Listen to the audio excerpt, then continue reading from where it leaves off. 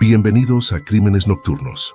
En una fría mañana del 15 de enero de 1947, Betty Bersinger paseaba junto a su pequeña hija por Leimert Park, un distrito en el sur de Los Ángeles. Caminaban por un descampado de la Avenida Norte, entre las calles Coliseum y West 39, cuando Betty Ber notó algo inusual. A primera vista, parecía un maniquí roto disperso por el suelo.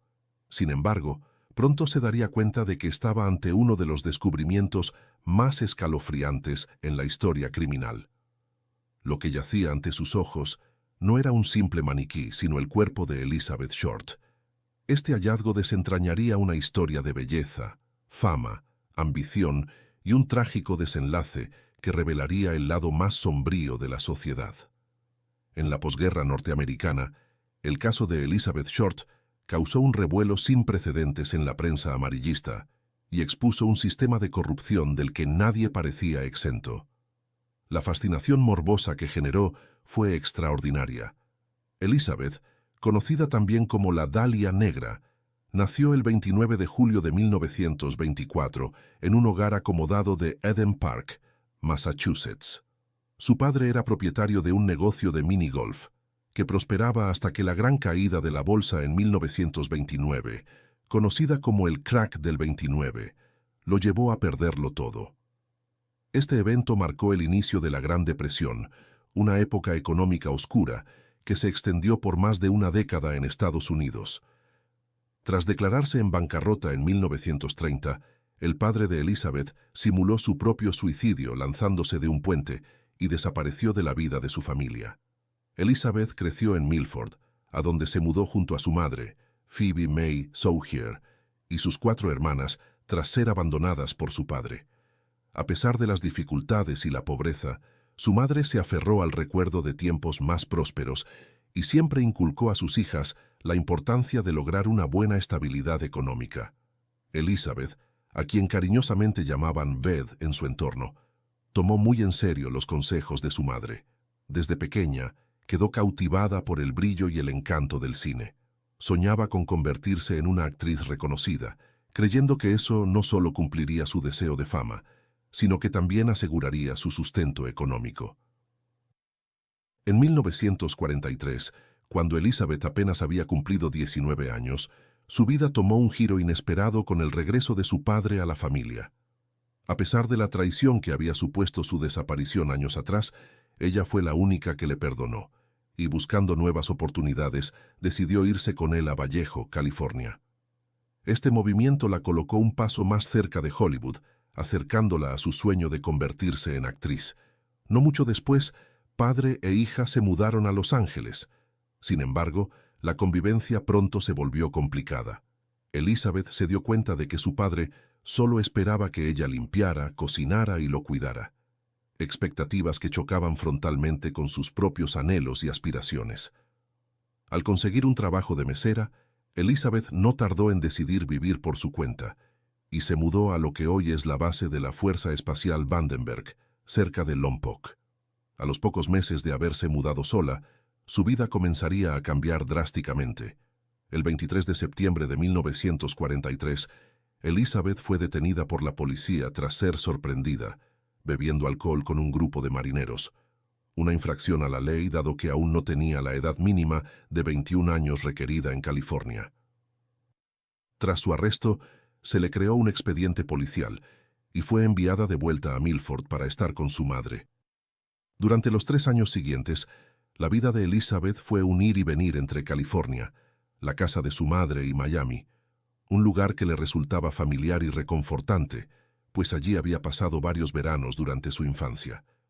Fue precisamente en Florida donde conoció a Matthew Gordon, un piloto de la Fuerza Aérea, que rápidamente le propuso matrimonio. Sin embargo, como si de un oscuro presagio se tratara, su prometido falleció en un accidente aéreo poco después. Este trágico suceso marcó profundamente a Elizabeth, añadiendo otra capa de tristeza y complejidad a su ya tumultuosa vida. En agosto de 1945, tras la pérdida de su prometido, Elizabeth no guardó luto. Al inicio de 1946, impulsada por el deseo de reconectar con su pasado, viajó al sur de California para retomar una relación anterior con el teniente Bloque, a quien había conocido durante la guerra. Sin embargo, las cosas no salieron como esperaba y pronto se separaron. Elizabeth Short pasó sus últimos 6 meses en Los Ángeles, sobreviviendo con trabajos esporádicos y durmiendo en hoteles baratos o pensiones de mala reputación. Lo poco que ganaba lo invertía en ropa y maquillaje, y con el tiempo comenzó a vestirse de negro, un color que contrastaba dramáticamente con su piel extremadamente blanca, dando a su apariencia un aire casi vampírico que ella creía la hacía destacar.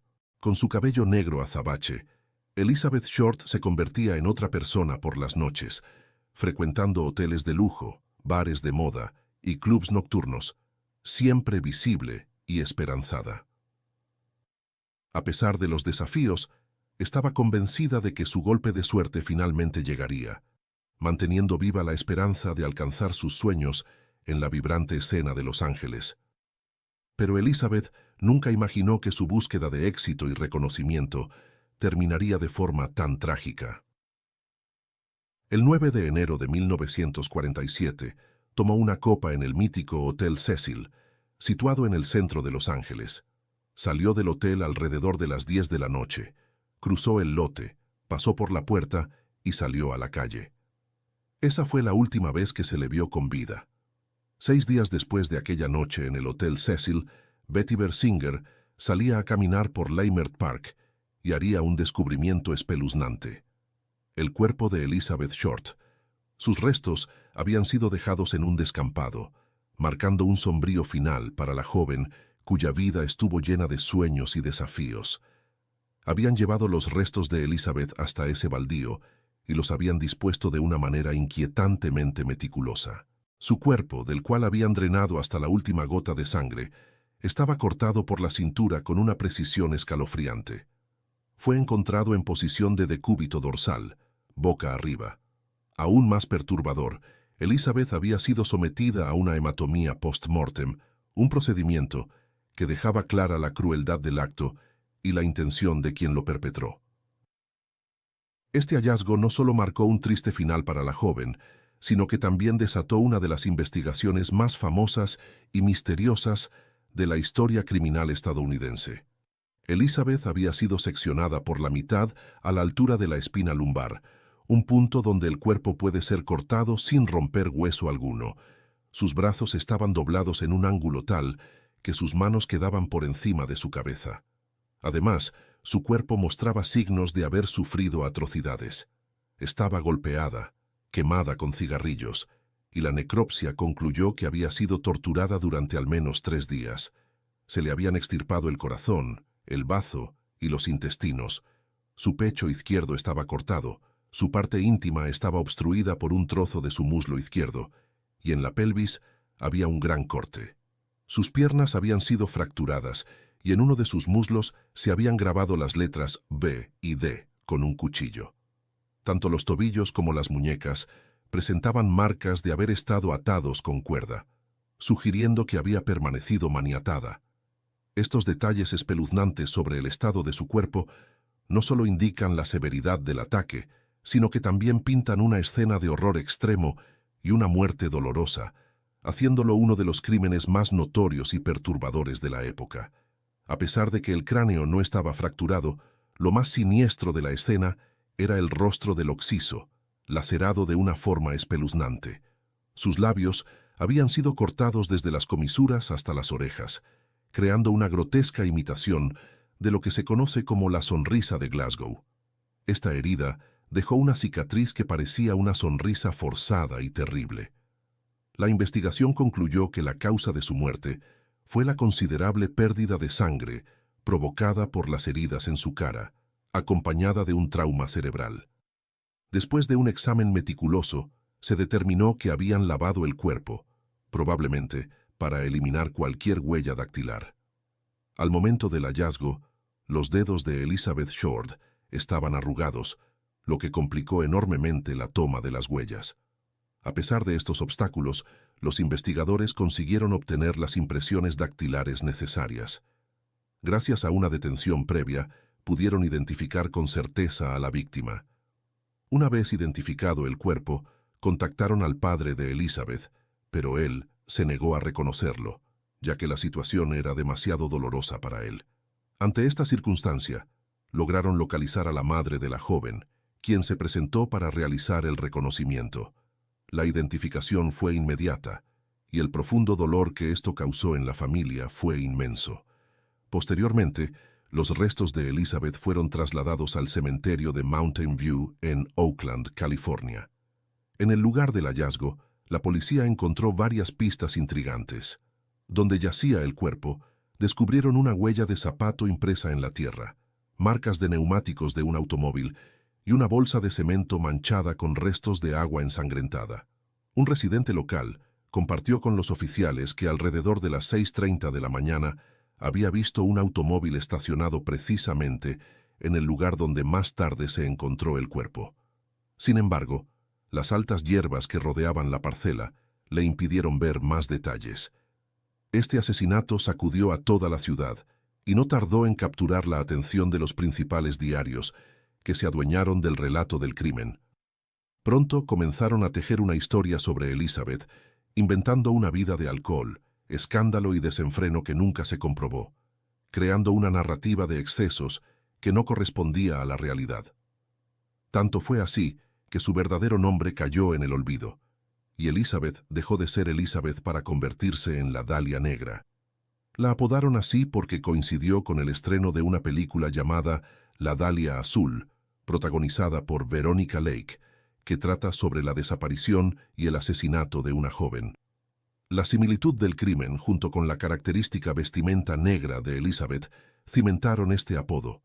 Por eso decidieron llamarla la Dalia Negra, y sin saberlo, ella había alcanzado una trágica fama. El morbo del suceso, la grotesca y teatral escena del crimen y la desnaturalización del caso por parte de la prensa complicaron profundamente la investigación. La policía de Los Ángeles se vio desbordada por una catarata de denuncias. Entre la enorme cantidad de testimonios recabados, algunos incluso se autoinculpaban como asesinos, y si no eran ellos, afirmaban que había sido algún pariente cercano. Los numerosos datos falsos que recibieron los investigadores, sumados a los rumores que dejaba correr la prensa, solo añadieron más obstáculos al caso. La demora en conseguir resultados llegó a exasperar al asesino, o al menos a alguien que decía serlo. Así fue que el 23 de enero de 1947, el supuesto autor del crimen llamó al director del periódico Los Angeles Examiner. Se mostró preocupado porque consideraba que el caso no estaba siendo tratado adecuadamente y ofreció enviar objetos pertenecientes a la joven. Al día siguiente, llegó un paquete al diario que contenía el certificado de nacimiento de la joven, fotos, tarjetas, recortes que informaban sobre el fallecimiento de su novio piloto, y una agenda. En algún momento entre el 10 y el 15 de enero, días en los que estuvo desaparecida, quienquiera que la hubiera asesinado, retiró la valija de la estación de ómnibus sin que nadie lo notara. Esto explicaba cómo las pertenencias de la joven habían terminado en manos del asesino. La agenda de Elizabeth fue estudiada meticulosamente. Cada uno de los hombres que figuraban en ella fue investigado. Solo 3 habían llegado a tener relaciones íntimas con la joven. En la tapa de aquella agenda se encontraba anotado un nombre en particular, Mark Hansen, que resaltaba sobre los demás. Mark Hansen era el dueño de un club nocturno que Elizabeth solía frecuentar. La había visto el 8 de enero y habían hablado por teléfono al día siguiente. Tanto él como su novia eran amigos de Elizabeth, y en varias ocasiones la habían alojado en su casa cuando ella no tenía dinero para pagar una habitación. Mark admitió haber intentado tener una relación íntima con Elizabeth, pero sin éxito. El último nombre que aparecía en la agenda de la chica era el de Robert Manley, un joven de 25 años que estaba casado. Él contó a la policía que había encontrado a Elizabeth caminando el 8 de enero y al ver que no tenía dónde dormir, la llevó a un motel. Robert aseguró que esa noche no ocurrió nada entre ellos. Por la mañana, la acompañó a la terminal de autobuses para dejar su equipaje en consigna, y luego la dejó en el centro de la ciudad, cerca del Hotel Cecil.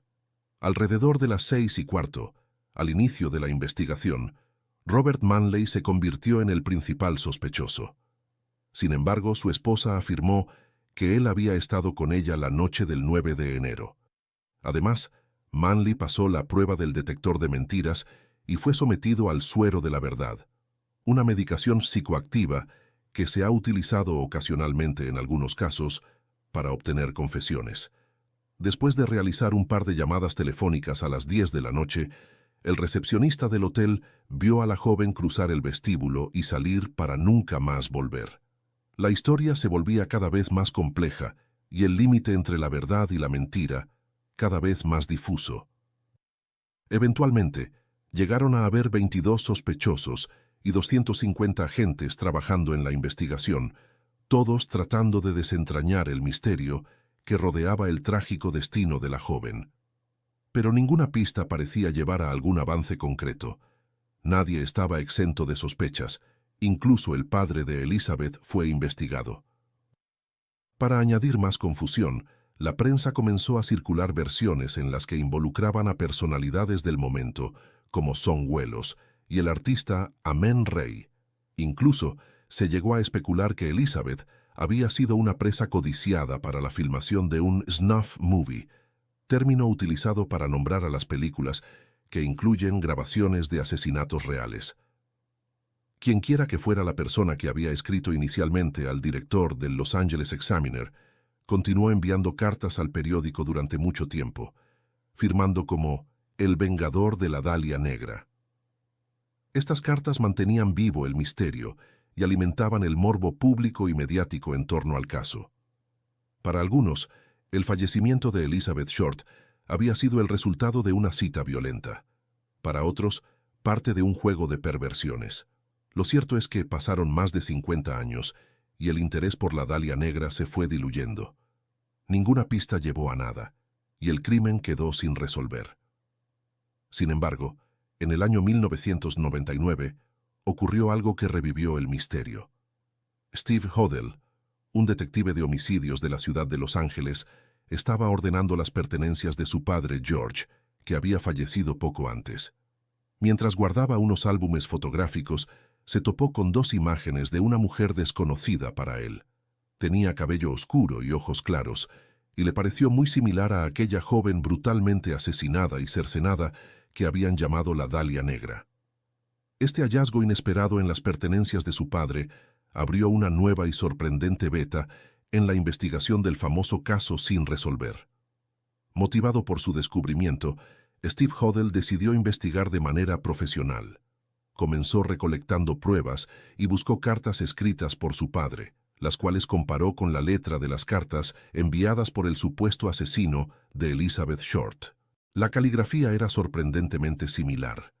Envió todo al FBI y solicitó acceso a los archivos del caso. Sin embargo, las primeras conclusiones de los peritos de reconocimiento facial y de los grafólogos no fueron concluyentes. Además, la familia de Short negó que fuera Elizabeth la mujer que aparecía en las fotografías de George. A pesar de estas respuestas ambiguas, Steve continuó adelante con su investigación privada y continuó hallando indicios significativos. En la casa de George encontró un recibo de compra de aquella época por 10 bolsas de cemento. Eran del mismo tamaño y marca que la encontrada en la escena del crimen con restos de sangre. A su juicio, el asesino había trasladado el cuerpo en aquella bolsa. Además, su padre había tenido un consultorio a solo 2 cuadras del Hotel Cecil, donde se había visto por última vez a Elizabeth Short. Estos hallazgos sugirieron conexiones potencialmente reveladoras entre su padre y el trágico destino de la Dalia Negra. Lo más siniestro de todo era que George Hodel era médico cirujano, con los conocimientos necesarios que explicarían las precisas mutilaciones practicadas en el cuerpo de Elizabeth Short. Solo un experto médico habría sido capaz de dejar el cuerpo en el estado en el que fue encontrado.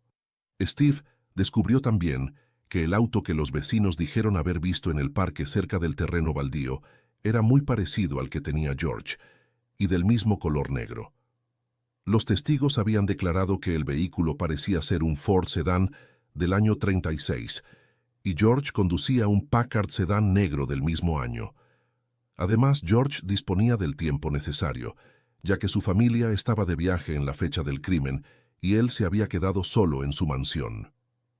En esa casa se solían organizar fiestas íntimas de desenfreno, con jóvenes aspirantes a actrices que querían mezclarse con la farándula de Los Ángeles. Este detalle añadía una capa más de misterio y oscuridad a la investigación que Steve estaba llevando a cabo, sugiriendo un posible móvil y un entorno que podría haber facilitado la comisión del crimen. En un rincón oscuro del sótano de la antigua casona, donde Steve había crecido con sus hermanos, se tejía una historia escalofriante sobre Elizabeth, quien habría sido retenida allí contra su voluntad. Según los relatos, no solo fue torturada, sino que su cuerpo fue desmembrado de manera macabra. La disposición final del cuerpo le recordaba a Steve a una obra de arte que había visto antes, el cuadro El Minotauro del surrealista André, un pintor que curiosamente había sido un amigo cercano del Dr. George, el padre de Steve. Esta escena parecía una perturbadora representación surrealista orquestada por su propio padre. A lo largo de su investigación, Steve encontró testigos de la época que afirmaban haber visto a George y a Elizabeth juntos frecuentemente, y uno llegó a asegurar que eran amantes. Buscando entender mejor a su padre, Steve contactó a su media hermana mayor, Tamar. Durante su conversación, descubrió que ella había acusado a George de abusar de ella cuando tenía solo 14 años, y había declarado que la había obligado a participar en actos inimaginables. La historia familiar, lejos de ser ordinaria, parecía teñirse de oscuros secretos que apenas comenzaban a salir a la luz. A pesar de las acusaciones, el padre de Steve fue exonerado. Sin embargo, en una conversación reveladora, Tamar compartió con Steve un detalle que resultó ser crucial para su investigación.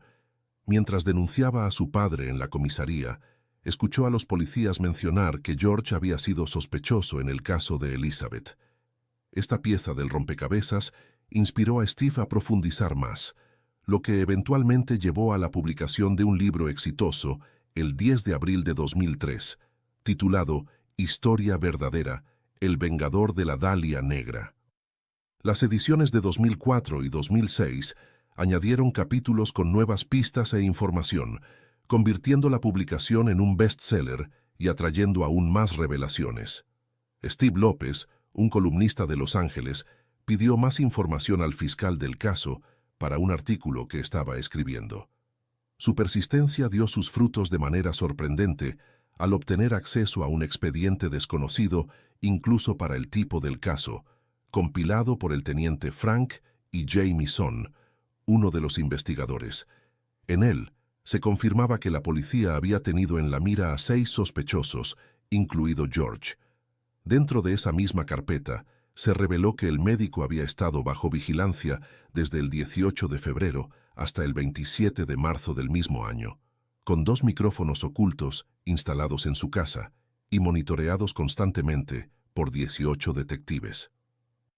También se incluyeron grabaciones de declaraciones del padre de Steve, que arrojaban nueva luz sobre el oscuro pasado de la familia.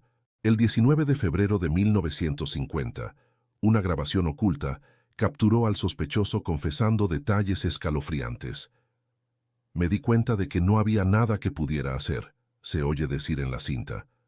Puse una almohada sobre su cabeza, la cubrí con una sábana, conseguí un taxi. Falleció a las 12:59. Pensaron que había algo extraño. Bueno, ahora pueden haberlo descubierto. La asesiné. En otro segmento de la grabación, el médico sugiere: suponiendo que hubiese asesinado a la Dalia Negra, no pueden demostrarlo. Ya no pueden hablar con mi secretaria porque falleció.